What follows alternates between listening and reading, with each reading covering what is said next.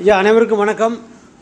நமது அன்னை வீடற்றோர் இல்லத்தின் பெரியோர்கள் பால் பேரன்பு கொண்டு ஒவ்வொரு மாதமும் நமக்கு தவறாமல் ஒரு மூட்டை அரிசி வழங்கி மகிழ்ந்து கொண்டிருக்கும் அன்பு தங்கை ஆஞ்சலின் அவர்களுடைய அருமை புதல்வர் ஜெனோ அட்ரைல் அவருடைய பிறந்தநாளை முன்னிட்டு இன்று நமது பழனி அடிவாரம் அன்னை வீடற்ற ஆதரவற்றோர் இல்லத்தில் இருக்கும் முதியோர்களுக்கு மிக சிறப்பான காலை மதிய உணவு சிக்கன் பிரியாணி கொடுத்து மகிழ்கிறார்.